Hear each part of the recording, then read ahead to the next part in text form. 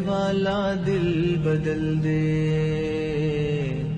میرا غفلت میں ڈوبا دل بدل دے۔ الحمد للہ رب العالمین والصلاة والسلام علی اشرف الانبیاء والمرسلین وعلى آلہ واصحابہ اجمعین ومن تبعہم بإحسان الی یوم الدین، اما بعد۔ بزرگان محترم، زکوٰۃ کے بارے میں ہم نے اس کی اہمیت اور ضرورت، اس کی مشروعیت اور فرضیت، اور اس کے روحانی اور دینی فوائد اور برکات، اور دینی کے علاوہ دنیاوی فائدے اور برکتیں، یہ سب باتیں ہم نے سن لی۔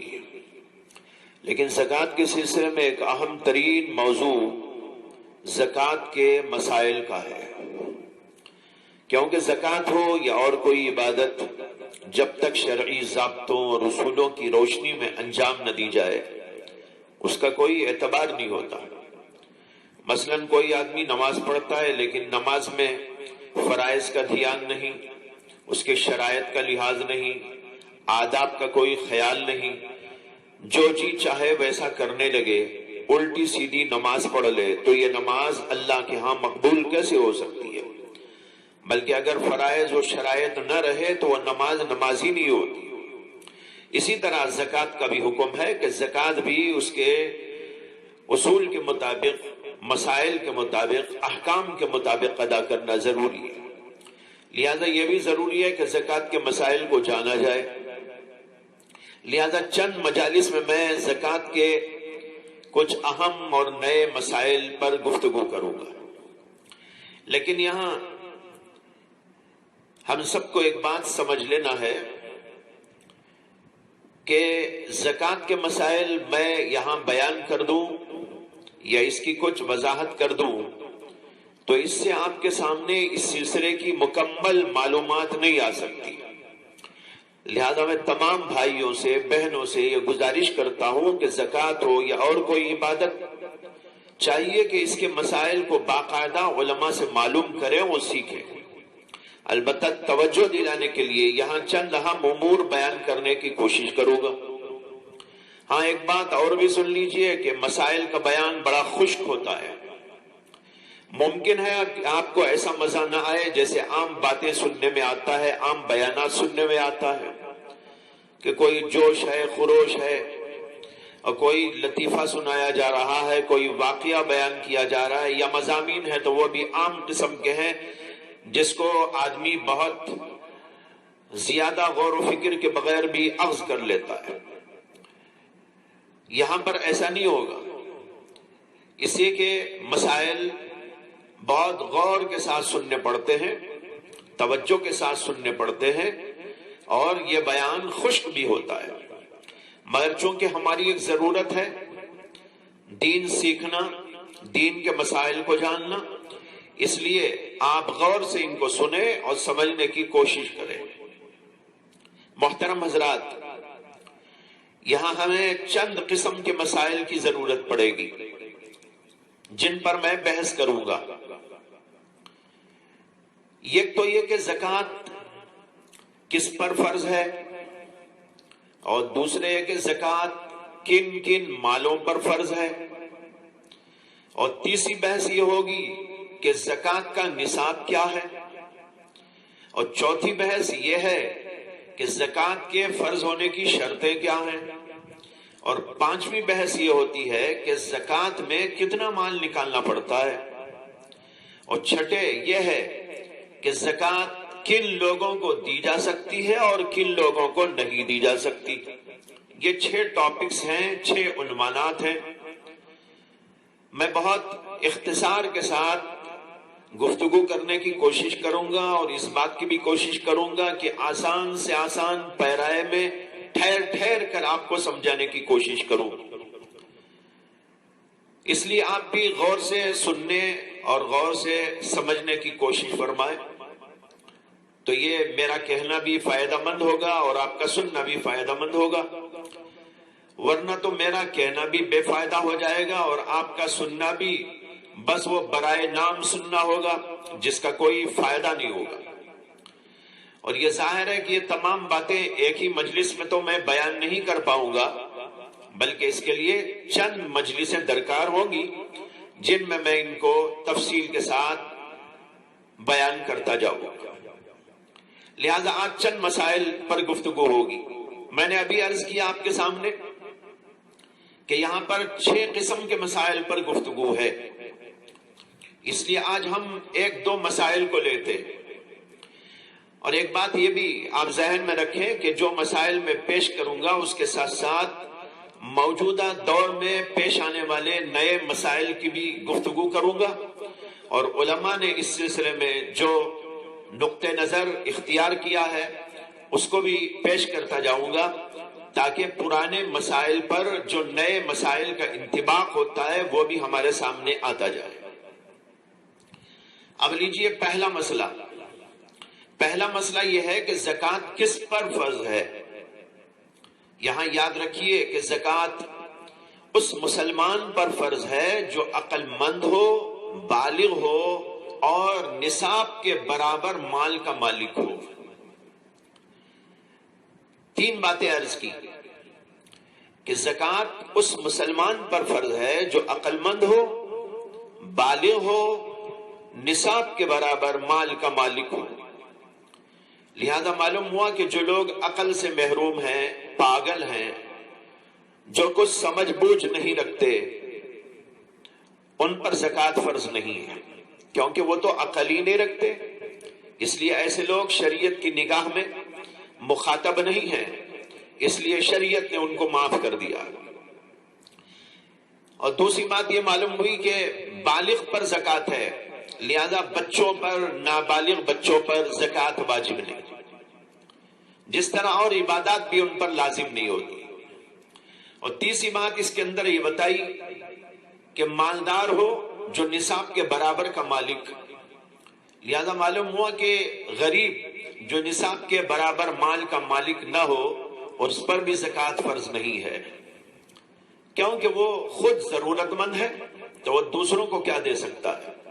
لہذا معلوم ہوا کہ غریب کے اوپر زکوٰۃ نہیں آتی۔ غریب سے مراد وہ ہے جو نصاب کے برابر مال کا مالک نہ ہو، ورنہ تو ہم سب بھی غریب ہی ہیں، اللہ ہی مالدار ہے، اللہ ہی غنی ہے، ہم سب کے سب فقیر ہیں، لیکن یہاں پر مراد یہ ہے کہ جس کے پاس اللہ نے نصاب کے برابر مال دے دیا وہ فقیر نہیں ہے، وہ شریعت کی نگاہ میں مالدار ہے، اس کے اوپر زکوٰۃ عائد ہو جائے گی، اور جو اتنا نصاب اپنے پاس نہیں رکھتا وہ غریب ہے اور اس کے اوپر زکوٰۃ نہیں آئے گی۔ یہاں پر ایک بات یہ بھی یاد رکھ لیں کہ پاگل کے اوپر تو زکوٰۃ نہیں ہے جیسے کہ ابھی عرض کیا، لیکن ایک آدمی اگر بے ہوش ہو جائے اور سال بھر بھی بے ہوش رہے، اس کے پاس نصاب کے برابر مال بھی ہو، تو اس سے زکوٰۃ معاف نہیں ہے، کیونکہ یہ آدمی پاگل نہیں ہے بلکہ بیمار ہے، اور بیماری کی وجہ سے اس کے ہوش غائب ہو گئے۔ یہ ہوا پہلا مسئلہ کہ زکوٰۃ کن لوگوں پر فرض ہے۔ اب لیتے ہیں دوسرا مسئلہ ذرا تفصیلی ہے۔ دوسرا مسئلہ یہ ہے کہ زکوٰۃ کن کن مالوں پر فرض ہے۔ یہاں پر یاد رکھیے کہ زکوٰۃ 5 قسم کے مالوں پر فرض ہوتی ہے۔ غور سے سننا چاہیے کہ 5 قسم کے مالوں پر زکوٰۃ فرض ہوتی ہے۔ نمبر 1، سونا چاندی، خواہ وہ سکوں کی شکل میں ہو، بسکٹ کی شکل میں ہو یا زیور کی شکل میں ہو۔ نمبر 2، روپیہ اور پیسہ، کرنسی، خواہ وہ دھات کی شکل میں ہو یا کاغذ کے ہو یا کسی اور چیز کے بنے ہوئے ہو، جن کو کسی بھی ملک میں قانونی حیثیت سے مال مانا گیا ہو، یہ روپیہ اور پیسہ ہے اور اس کے اوپر بھی زکوٰۃ عائد ہوتی ہے۔ نمبر 3، مال تجارت، خواہ وہ کوئی بھی ہو، یعنی وہ مال جو آپ تجارت کرنے کے لیے خریدتے ہیں اس کے اوپر بھی زکوٰۃ عائد ہوتی ہے، اور اس کی تفصیل ابھی میں عرض کروں گا۔ نمبر 4، زمین کی پیداوار، جیسے کھیت سے اناج غلہ پیدا ہوتا ہے، باغات سے پھل نکلتے ہیں، ان سب کی بھی زکوٰۃ ہوتی ہے، اور ان کی زکوٰۃ کو اسلام کے اندر عشر کہا جاتا ہے۔ یہ ہوا چوتھا نمبر۔ پانچواں نمبر، جانور اور مویشی، جیسے اونٹ ہے، گائے ہے، بیل ہے، بکری ہے، بھینس ہے، ان تمام قسم کے مالوں پر اسلام کے اندر زکوٰۃ عائد ہوتی ہے۔ یہ ہوئے 5۔ پھر دہراتا ہوں، سونا چاندی، روپیہ پیسہ اور تجارت والا مال، زمین کی پیداوار اور جانور مویشی۔ اب یہاں چند امور کی طرف دھیان دیجئے تاکہ بات واضح طور پر سمجھ میں آ جائے، کوئی غلط فہمی نہ رہے۔ ایک تو یہ کہ ابھی جو میں نے عرض کیا کہ سونے یا چاندی پر زکوٰۃ ہے، تو سونے اور چاندی کے سکے ہو یا بسکٹ ہو یا زیورات ہو، اور وہ زیور پہنتے ہو یا ویسے ہی رکھے ہوئے ہوں، جیسے کوئی بینک میں لے جا کر لاکر میں رکھ دیا، ٹریجری میں رکھ دیا، تو ان سب پر زکوٰۃ عائد ہوتی ہے۔ بعض لوگ یہ سمجھتے ہیں کہ پہنے جانے والے زیوروں پر زکوٰۃ نہیں ہے، مگر اکثر علماء کہتے ہیں کہ ان کے اوپر بھی زکوٰۃ فرض ہوتی ہے، جمہور کا یہی قول ہے۔ لہذا زیور کسی بھی شکل میں موجود ہو، سونا اور چاندی، اس کے اوپر زکوٰۃ عائد ہوگی۔ یہاں پر خاص طور پر عورتیں میرے مخاطب ہیں، اس لیے کہ زیورات تو عام طور پر انہی کے پاس میں ہوتے ہیں، اگرچہ مرد بھی بعض اوقات رکھتے ہیں، لیکن زیادہ تر تو عورتوں کے پاس ہوتے ہیں۔ اسی عورتیں خاص طور پر اس پر دھیان دیں کہ ان کے زیورات پر ان کو زکوٰۃ دینی پڑتی ہے، خواہ آپ اس کو استعمال کرتے ہوں یا لاکرز میں رکھے ہوئے ہوں، ہر زیور کے اوپر زکوٰۃ عائد ہوتی ہے سال بسال۔ ابو داؤد کے اندر ایک حدیث ہے کہ ایک عورت رسول اکرم صلی اللہ علیہ وسلم کی خدمت اقدس میں آئی، اور اس کے ساتھ اس کی بیٹی بھی تھی، اور بیٹی کے ہاتھ میں سونے کے کنگن تھے، یعنی بنگڑیاں۔ اللہ کے نبی علیہ السلام نے اس سے پوچھا کہ کیا تو اس زیور کی زکوٰۃ دیتی ہے؟ اس نے کہا کہ نہیں۔ اللہ کے نبی علیہ السلام نے فرمایا، کیا تجھے یہ بات پسند ہے کہ اللہ تعالیٰ ان کے بدلے میں تجھ کو جہنم کے کنگن پہنائے؟ یہ تنبیہ تھی ان کو۔ یہ سن کر اس عورت نے اپنے کنگن نکال دیے اور خیرات کر دیے۔ یہ ابو داؤد شریف کے اندر روایت موجود ہے، اور صحیح درجے کی روایت ہے۔ اسی طرح ابو داؤد ہی میں حضرت عائشہ صدیقہ رضی اللہ تعالی عنہا سے روایت ہے کہ انہوں نے اپنے ہاتھوں میں چاندی کے چھلے پہنے ہوئے تھے۔ اللہ کے نبی علیہ السلام نے ان سے پوچھا کہ یہ کیا ہے؟ انہوں نے عرض کیا کہ یا رسول اللہ، یہ زیور میں نے آپ کے لیے زینت اختیار کرنے کے لیے بنائے ہیں۔ اللہ کے نبی علیہ السلام نے پوچھا، اتؤدین زکاتہن، کیا تم اس کی زکات بھی دیتی ہو؟ حضرت عائشہ صدیقہ رضی اللہ تعالی عنہا نے کہا کہ نہیں۔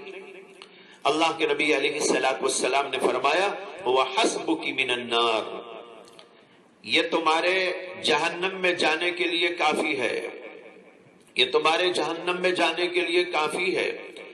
یہ فرمایا، تنبیہ فرمائی۔ ان دونوں روایتوں سے معلوم ہوا کہ عورتیں جو زیورات پہنتی ہیں، استعمال کرتی ہیں، ان کے اوپر بھی زکوٰۃ ہے، تو جو زیورات نہیں پہنتی تو اس کے اوپر تو بدرجہ اولا ہے۔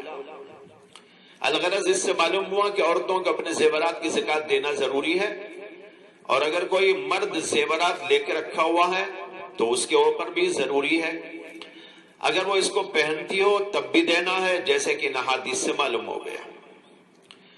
اس سلسلے میں دوسری بات یاد رکھیے کہ میں نے ابھی بتایا تھا کہ روپے پیسے پر بھی زکوٰۃ ہے۔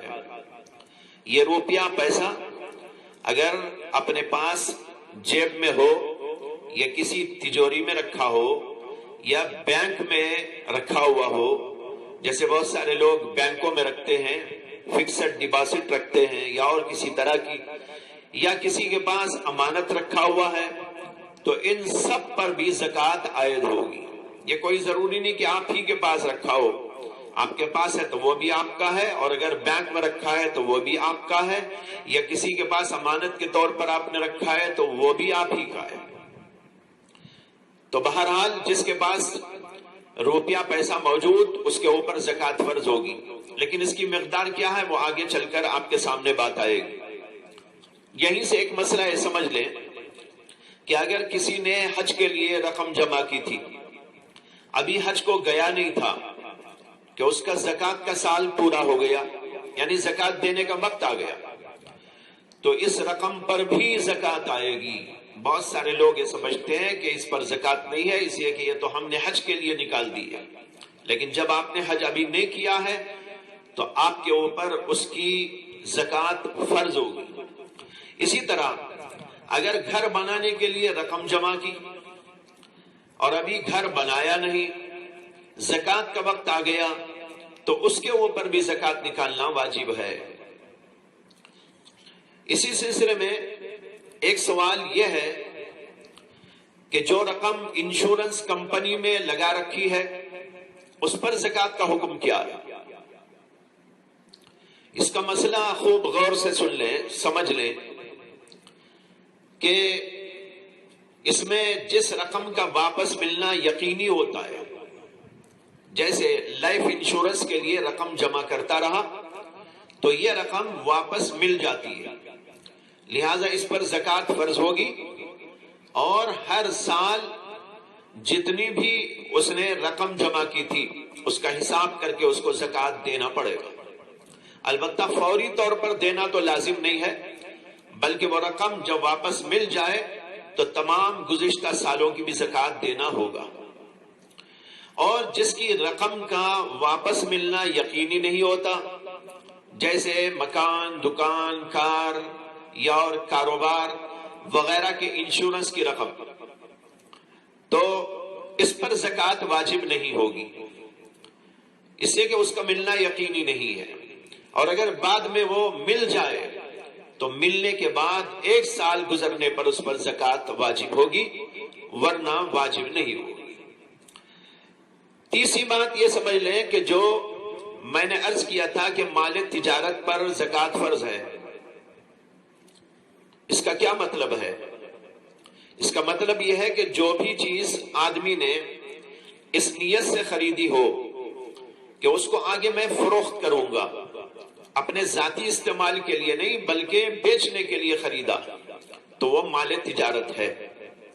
اگر کسی نے کوئی زمین کا پلاٹ خریدا یا دکان یا مکان خریدا یا کوئی سامان، اناج، غلہ، پھل، ترکاریاں یا اور کچھ، یا کار خریدی، اسکوٹر خریدی، اور ان سب میں نیت یہ ہے کہ مجھے یہ بیچنا ہے، ذاتی استعمال کے لیے نہیں بلکہ فروخت کرنا اور کمانا ہے، تو وہ سب کا سب مال تجارت ہے۔ اور اگر خریدتے وقت یہ نیت تھی کہ ان چیزوں کو میں اپنے ذاتی استعمال میں لاؤں گا یا اپنے بچوں کے لیے استعمال میں لانا ہے، تو وہ مال تجارت نہیں ہے۔ جیسے مکان اپنے ذاتی استعمال کے لیے خریدا یا کار اپنے استعمال کے لیے خریدی، تو اس پر زکوٰۃ عائد نہیں ہوتی، اس لیے کہ مال تجارت نہیں ہے۔ اسی طرح یہاں ایک اور مسئلہ سمجھ لیجئے کہ اگر خریدتے وقت بیچنے کی پختہ نیت نہیں تھی، بلکہ یہ سوچ کر خریدا کہ ہو سکتا ہے کہ ذاتی استعمال میں لاؤں اور اگر موقع ہوا تو بیچ دوں گا، یعنی ایک نیت بیچنے کی پکی نہیں تھی، تو یہ بھی مال تجارت نہیں ہے، لہذا اس پر بھی زکوٰۃ نہیں آئے گی جب تک کہ وہ اس کو عملاً فروخت نہیں کر دیتا، بیچ نہیں دیتا۔ اگر بیچ دیا تو پھر اس کے بعد اس کے اوپر زکوٰۃ عائد ہوگی۔ اسی طرح اگر کسی چیز کو خریدا، جیسے مکان خریدا، فروخت کرنے کی نیت تھی، مگر خریدنے کے بعد اس کی نیت بدل گئی اور وہ اس کو اپنے ذاتی استعمال میں لگا لیا، تو اس پر بھی زکوٰۃ عائد نہیں ہوتی۔ یہ مسئلہ ہے، اس کو آپ اچھی طرح سمجھ لیں۔ یہیں سے یہ بھی معلوم ہو گیا کہ کسی کمپنی کے شیئرز خریدنے میں جو رقم لگائی جاتی ہے، اگر اس کا مقصد یہ ہے کہ میں اپنے شیئر کو قیمت بڑھنے پر فروخت کر دوں گا، جیسے کہ عام طور پر لوگ کرتے ہیں، تو وہ بھی مال تجارت ہے، اسے کہ بیچنے کی نیت ہو گئی، آدمی نے 10 شیئر خریدے، 20 شیئر خریدے، کمپنی میں وہ لگا ہوا ہے اور اس کی نیت یہ ہے کہ قیمت بڑھنے پر مجھے اسے بیچنا ہے، تو کل رقم پر اور جو موجودہ ہے اس کی ویلیو، اس کے اوپر اس کی زکوٰۃ عائد ہوگی۔ اور اگر مقصد شیئر خریدنے سے شیئر بیچنا نہیں ہے بلکہ محض اس کا نفع کمانا ہے، کھانا ہے، تو اس میں تھوڑی سی تفصیل ہے، اس کو آپ غور سے سنیں گے تو سمجھ میں آئے گا، ورنہ ہو سکتا ہے کہ کسی غلط فہمی کا شکار ہو جائے۔ تفصیل اس میں یہ ہے کہ اپنا شیئر جو کمپنی میں ہے وہ کس شکل میں ہے دیکھنا پڑے گا، کیونکہ جب کوئی شیئر خریدتا ہے کمپنی سے تو اس کا کچھ حصہ کمپنی کے اثاثے ایسٹس میں لگ جاتا ہے، جیسے بلڈنگ میں یا مشینری میں یا اور اس طرح کی کسی چیز میں، اور کچھ حصہ اس کا نقد پیسوں یعنی لیکوڈ کی شکل میں ہوتا ہے یا کمپنی کے سامان تجارت میں لگا ہوا ہوتا ہے۔ تو جتنا حصہ اپنے شیئر کا بلڈنگ یا مشینری میں لگا ہوا ہے اس پر زکوٰۃ عائد نہیں ہوگی، اور جو نقدی کی شکل میں ہے یا خام مال کی شکل میں ہے اس کے اوپر زکوٰۃ عائد ہوگی۔ یہ بات اچھی طرح سمجھ لینے کی ہے، اگر کسی کو سمجھ میں نہ آئی ہو تو وہ علماء کی طرف رجوع کر کے اس کو سمجھ لے تاکہ بات واضح ہو جائے، صاف ہو جائے۔ اسی طرح اگر کسی نے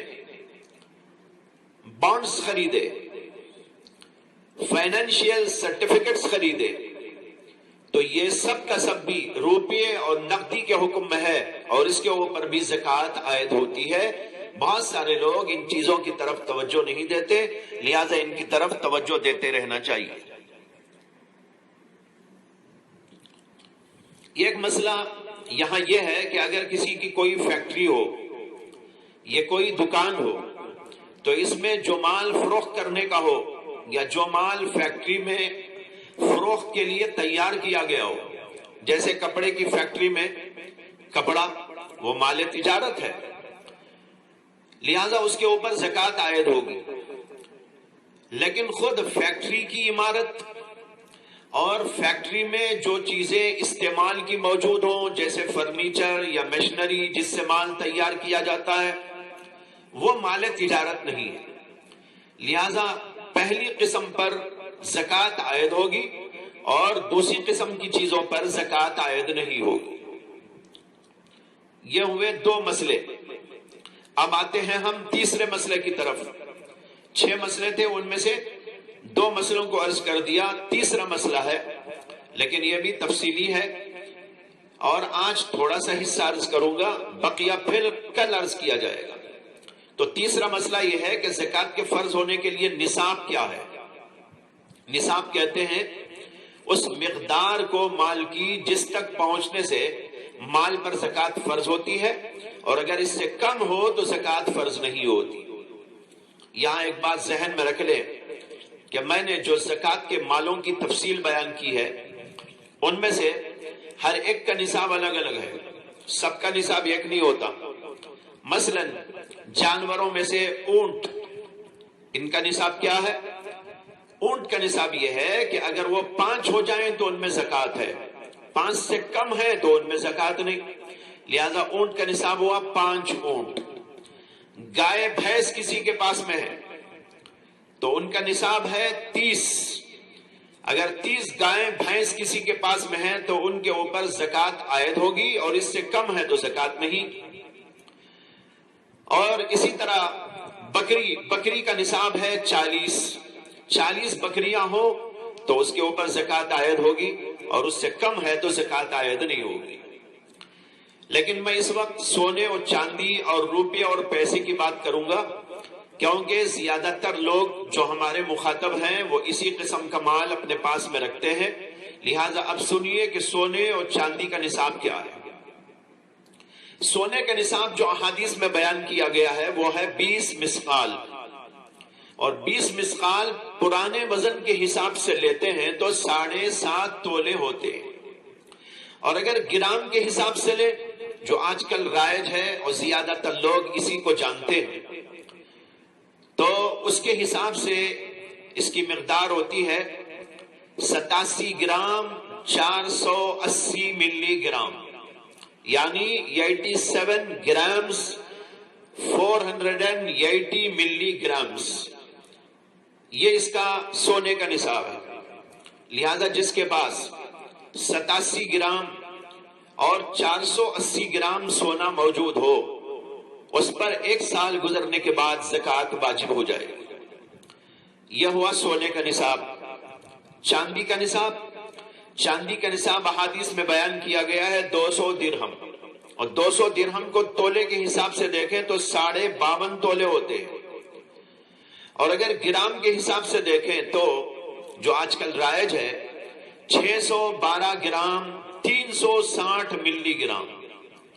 پھر سن لیجئے، 612 گرام 360 ملی گرام، یہ ہوا نصاب چاندی کا۔ لہذا جس کے پاس 612 گرام 360 ملی گرام چاندی موجود ہو اور اس کے اوپر 1 سال گزر جائے تو اس کے اوپر بھی زکوٰۃ عائد ہوگی۔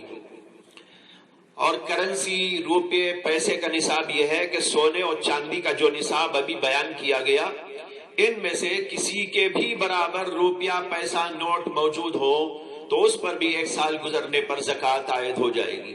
اسی طرح مال تجارت جس کا ذکر کیا گیا، اس کا نصاب بھی یہی ہے کہ وہ مال اگر سونے چاندی کے نصاب کی قیمت کے برابر ہو جائے تو اس کے اوپر زکوٰۃ عائد ہوتی ہے۔